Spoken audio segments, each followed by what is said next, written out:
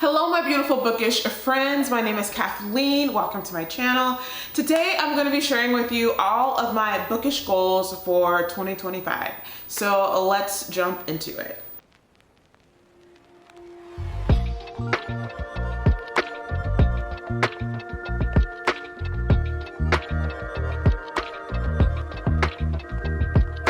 So when it comes to how many books that I am wanting to read this year, I set a kind of ambitious goal for me, which is 150 books. So I've just now gotten back into reading, and I've just now picked up the pace to where I'm reading about 14 books a month on average. So while I think that this is a good goal to shoot for, it's a little ambitious considering the past 2 years, my goal was to read 30 books and to read, 20 books for the year. And, that was kind of a stretch for me. But I really think that now that I've really gotten back into reading and, like I said, I'm averaging 14 books a month, I should be able to achieve this goal, if not exceed this goal. But we will see what this year brings. The next kind of stat that I want to monitor and I want to track this year is how many pages that I've read. So I've never tracked that before, never really cared about or thought about it, but since I have this ambitious goal to accomplish reading 150 books, I'm getting more interested in how I can structure that so that I can accomplish that, and breaking it down to how many pages do I really need to read a day, a month, all of that. So I think this would be a very interesting metric to track as far as for my yearly goals. So my goal for how many pages I want to read in the year 2025 is going to be 180,000 pages that I'm trying to read this year. So I think that breaks down to what? That breaks down to about 15,000 pages per month that I would need to hit in order to reach and achieve that goal. So we will see how I do and I fare in that goal. Now on to my more, not necessarily statistic-based goals, but kind of just my goals that are more pertaining to how I want to cultivate and I want to broaden my horizons and just improve my reading experience. So the first goal would be to kind of work on diversifying my reading more than it is right now. So I like to think that I'm a pretty diverse reader. I read from a multitude of different genres, and I read from a multitude of different races, ethnicities. I just read as much as I can about whatever that I can. I'm pretty open and flexible to reading almost anything that appeals to me and piques my interest. That being said, there are some genres that I don't necessarily gravitate or pick up too often, typically because, for instance, horror. That is not a genre that I naturally gravitate towards or I read from because I'm a big scaredy cat.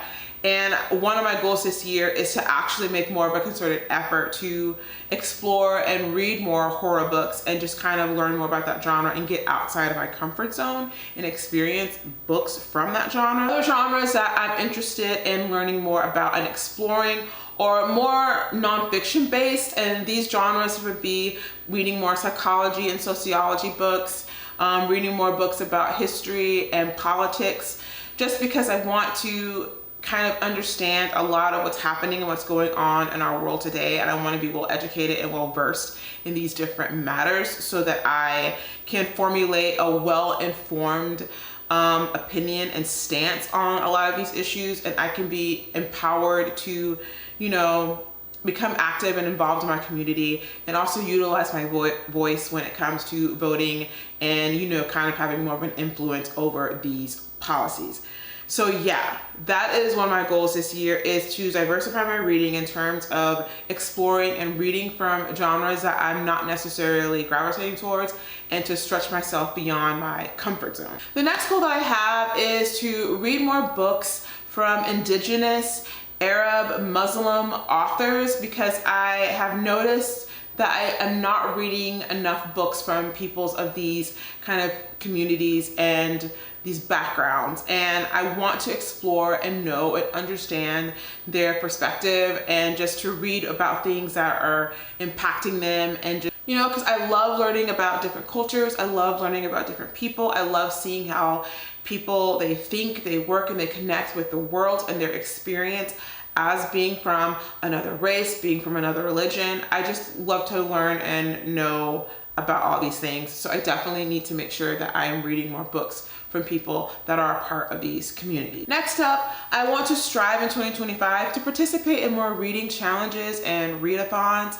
Basically, I guess we could say I want to gamify my reading experience a little bit more. Being neurodivergent and having ADHD, a lot of what I do, I have to kind of gamify it and make it fun, make it interesting in order for me to actually, you know, do it and not to procrastinate and to actually engage with it a little bit better. So finding ways to gamify my reading experience is going to help keep me interested and keep me continually going back and, you know, reading my books and spending time like reading and enjoying this hobby. So it's something that I can keep up with and that I can maintain for a lifetime and not just be something that I jump into right now and then a couple months later I get bored and I fall off. And I just fall off and I stop reading for a while. I want to kind of stay in it. I want to kind of prevent myself from like falling into reading slumps because it becomes boring. And I think this is a great way. Also, you know, doing things like playing like TBR games where you're like, I have a TBR jar and I pull certain books out of the TBR jar to build up my TBR for the month. Just any kind of way to make reading like fun, to make it exciting and not boring. I want to make sure that I'm doing that this year in 2025. Another goal that I have this year is I want to really get into special editions and collecting special editions and even signed author copies as well. I was such a hardcore paperback girly, and I don't know what has happened, but recently I have found that I really enjoy the beauty of a good hardcover book. And I have just been more drawn to these beautiful copies and beautiful editions. And I would really like in 2025 to be able to support my favorite authors and purchase special editions of their books, purchase signed copies, and collect these beautiful editions that I can use to display on my bookshelves and just to treasure and to cherish. And yeah, I want to do that because I was a paperback girly and I was super opposed to having to collect special editions and, you know, collector's editions of books. But I see the value in that now and I want to be a part. I want to be a part of that. When it comes to book shopping and like purchasing books, I do want to be more mindful about that, and the next couple of goals are going to reflect that. So the first goal is I want to make sure that I am shopping and supporting my local independent bookstores. And I'm a Barnes & Noble girly. I love Barnes & Noble. I love the convenience. I'm a premium member, so I get that little 10% discount. I get the, you know, the privilege of when I order for them online, I don't have to pay, I think it's free shipping. I don't have to pay any shipping, and they send my book to me. I still get that 10% discount. I really enjoy the convenience of having a premium membership, and I am so stoked and so excited that we do have a lot of Barnes & Noble bookseller stores in my community, in my area that I can go to, and there's literally one that is 7 minutes away from where I live. I love that convenience. However, while it's fine and dandy to support Barnes & Noble, I still believe that supporting your independent booksellers is really pouring back into your community because they do so much with the community when it comes, a lot of booksellers do, when it comes to events and, you know, offering jobs for people in the community. So I really want to give back to these booksellers and support them with my dollar and, you know, keep them around, keep them a part of the community, a part of that. So I'm gonna make more of an effort to go and support those places, which for me is not very convenient since many of the independent bookstores in my city are like on the opposite side of where I live. So it's a bit of a trek to drive and to go there because they're like way far from where I live and it's a drive. but I'm really working to get over that and to make it an experience and to prioritize that and to visit these booksellers and to participate in their events and show up for their events and to purchase from them and to really get involved in like the bookish community in my city, where I live, and really connect with them here. I think that is so important for the longevity of these valuable businesses and what they do for increasing literacy and supporting our community. I think they're a really important part of our community and and all of that. So I definitely want to make sure that I'm voting with my dollar and I'm supporting these places. In addition to supporting independent booksellers and bookstores, and why that's so important, I also want to shop secondhand for books and not always chunk out all my money to buy brand new books. And the reason is just budgeting. It's because books and like reading books and collecting books, it can become a very expensive hobby if you let it. And I think that a lot of people get this idea that reading is expensive. And for some people that is kind of like something that keeps them away from reading. And I want to make sure for myself and for my budget and for my financial goals, and also to encourage other people, that you can shop secondhand for books.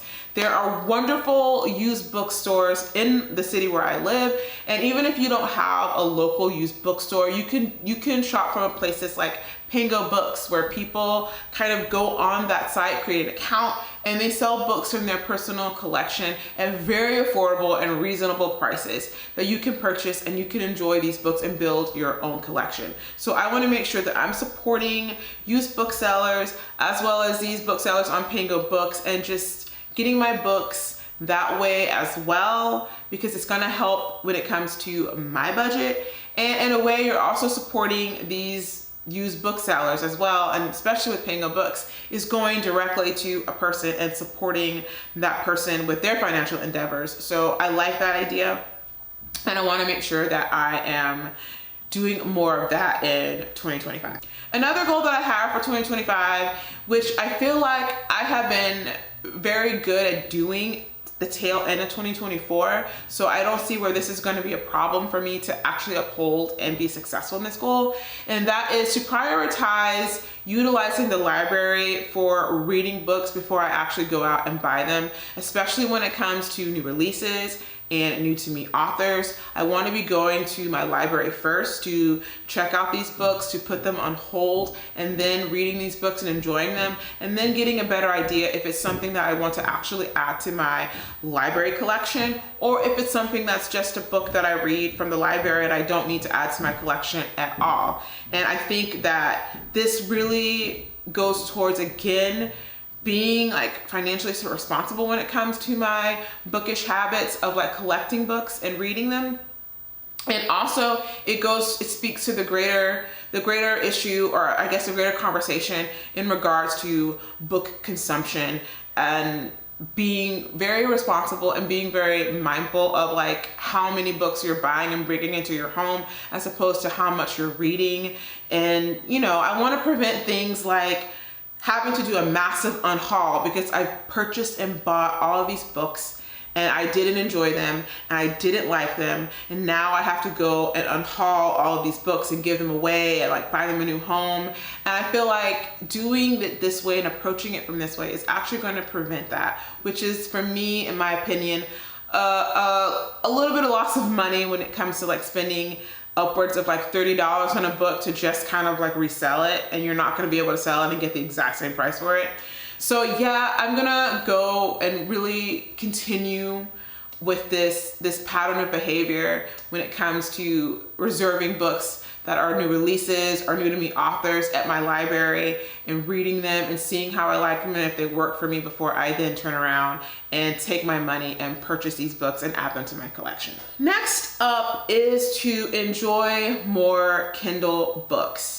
So last August for my birthday, I purchased a Kindle Paperwhite, and I was so excited to get it. I got the Kindle Unlimited membership, and a lot of my reasoning for that, despite my ambivalent feelings when it comes to supporting a brand and a company such as Amazon, and just where it stands in my life, which I tussle on that every other day.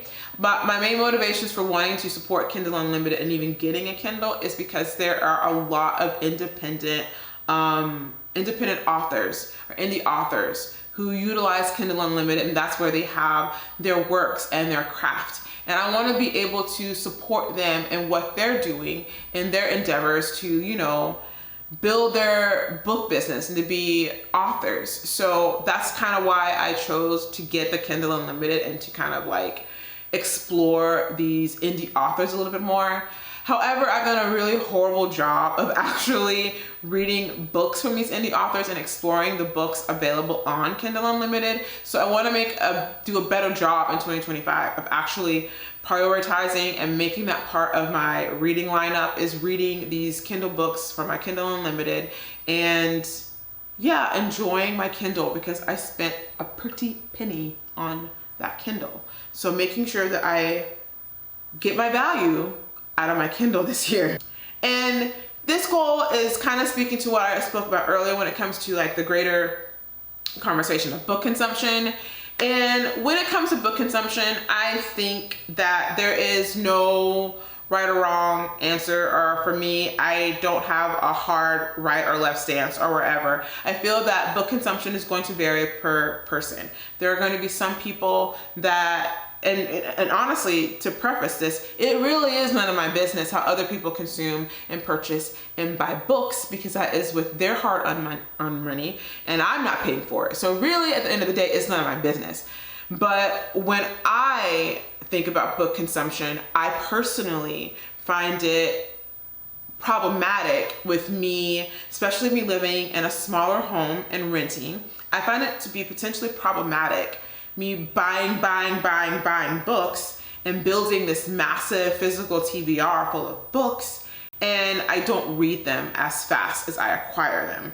So I really want to work on making sure that I am reading the books that I buy at a regular rate and like knocking down my TBR. And I don't have a TBR that's like some ridiculous number of books that is overwhelming and impossible for me to like put a dent in and finish reading, especially considering that I like to enjoy books in other formats such as ebooks from my Kindle and getting books from the library. So I want to really tamp down on my that dopamine rush that you get when you purchase a new book, and really be mindful about how I'm spending money and how I'm budgeting for the books that I'm adding to my collection, and making sure that I'm actually reading these books at like a steady rate. Another goal that I have for 2025, which I'm really nervous about this goal, is that I want to start a book club this year. And I'm shooting for an in-person book club, something that is involved with a community, and that not only are we reading fabulous, amazing books and we're having amazing, beautiful conversations about these books, but that we're also doing things and being active in our community, and that we're giving back and we're focusing on promoting and spreading literacy, especially when it comes to our youth in the communities. And I just don't know, I have that idea for a book club and I just don't know how to bring that to fruition and to make that happen. So we'll see what I'm able to figure out and how I'm able to accomplish that goal of like having a book club that has some strong community ties. I don't know how that's going to happen. We will see what I decide on that, but that would be really dope if at the end of the year I was able to have like an in-person local book club that not only we, you know, kiki over some books, but we actually benefited our community. So we'll see if that can happen. Next, I really want to work on phasing out Goodreads. So I'm really working on creating a system for tracking my books, which I have a reading tracker, I have a book journal, and I utilize this app called Bookend to track like how many pages and how much time I spend reading per day. And things have been wonderful and splendid with using those like 3 tools so far. Also, there's another one. I think it's another app. I can't think of the name right now, But this app I use to actually keep track of the books that I own physically. I also track my library books to see which books I'm going to purchase and add to my personal library collection. And I find that to be immensely helpful with keeping up with books so that I'm not buying books that I already own. And to know which books I want to actually purchase that I've read from the library or even from like my Kindle that I actually want to own a physical copy of. So that's been really helpful. And yeah, I just don't know if I'm going to continue utilizing reading trackers in the future, and I'm really trying to get away from them. I may try Storygraph and just see how I like that before I just say forget it all, but we will see. And my last reading goal for 2025 is to make sure that I am prioritizing rereads. I saw a video where someone was mentioning how a lot of times in the bookish community and with bookish creators, they never talk about or share about books that they've reread. They're constantly like pushing new books. They're constantly talking about only like new releases and popular books, which inherently, again, there's nothing wrong with that. Like, we all want to know about the next great read. I feel like that's so normal and so valid. But there is something to be said about the fact that we purchase all of these books, all of these beautiful editions, and we don't ever revisit them. We don't ever reread them. We don't explore them and, you know, spend time with them. These books that are like 5-star reads and that are our favorites and that we enjoy. We don't like prioritize like rereading them. So I want to do better at prioritizing rereads of my favorite books and books from my personal library collection and enjoying them multiple times and getting use out of that book that I spent a pretty penny on. And yeah, I would definitely want to prioritize doing that this year, and I'm working on that right now. Currently, I'm rereading The Woman in the Window by A.J. Finn, and I'm having a fabulous time rereading it. I'm loving it and I'm enjoying it, and I'm seeing and understanding things in such a different way. And I feel like that is one of the beautiful things about rereading a book, is that you come at it and you experience it from a different angle, from a different perspective. It's just such a different experience, and I'm really enjoying it. And hopefully I can do a reread, like one reread of a book every single month. And yeah, that would be ideal. That would be good.